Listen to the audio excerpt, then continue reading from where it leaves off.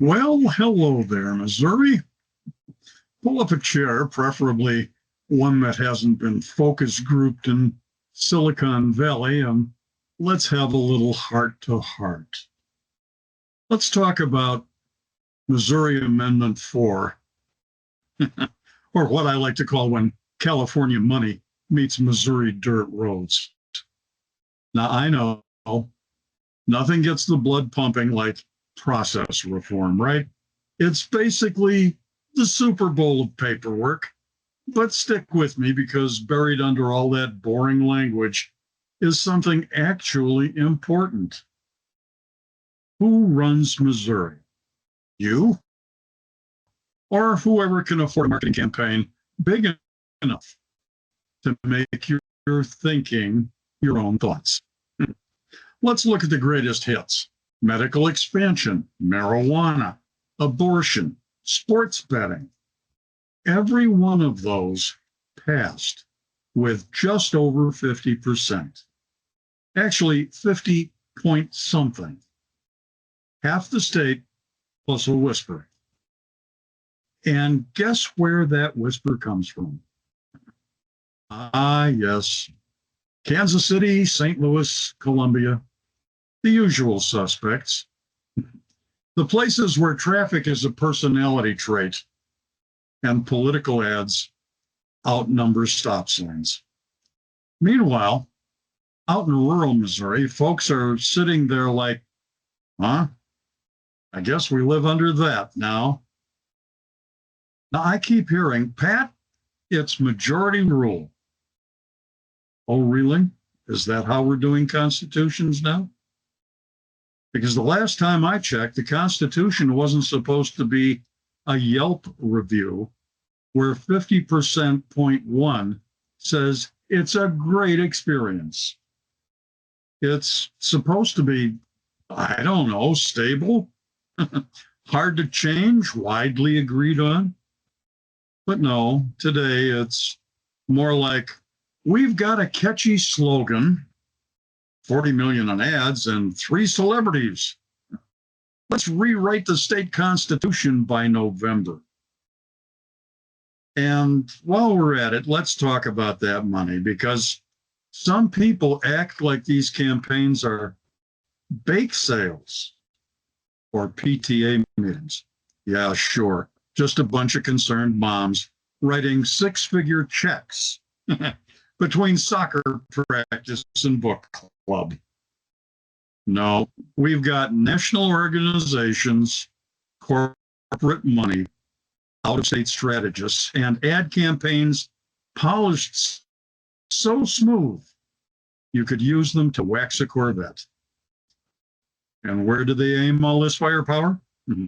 Population centers, because that's where you can move votes fast, cheap, and in bulk. Now, here's where Amendment 4 comes in, and suddenly everybody gets nervous. It says, hey, maybe if you're going to change the Constitution, you should convince the whole state, not just the places with the most billboards. Wild idea, right? I mean, imagine needing broad support across the whole state of Missouri before rewriting its highest government document. What's next? Reading the fine print? Oh, the outrage. They're violating one person, one vote. Relax, your vote still counts. It just doesn't steamroll somebody else's, and there is a difference. Because right now, we've got a system where a handful of urban counties, fueled by millions in outside money, can push through permanent changes, while rural Missouri gets the political equivalent of, thanks for your output, we've already decided. Amendment 4 says, nope, not unless you can actually convince people outside your bubble. And that's apparently a bridge too far, because persuading everyone is hard. Buying ads in 2 or 3 metro areas, that's much easier. look, at the end of the day, this isn't about left versus right. It's about this simple question. Should Missouri's Constitution belong to the entire state or just the parts that can be reached with a media buy? Because if all it takes is to rewrite your Constitution by a slim majority and a big enough pile of cash, you don't have grassroots representative democracy. You've got a subscription service. So here's my humble, or maybe not so humble, suggestion to rural Missouri. Go ahead, sit this one out.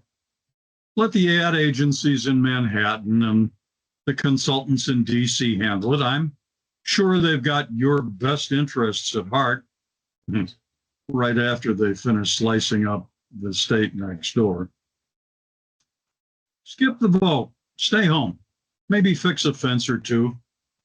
Because clearly, who needs a say in the Constitution where you live? I mean, it's not like they're counting on you to be too busy, too tired, or too polite to push back. Or you could show up, make them earn it, make them actually convince the people who don't live 5 minutes from a skyline. This is Pat's Answers, because nothing says representative democracy like letting somebody 3 states away decide what you can do in your own backyard.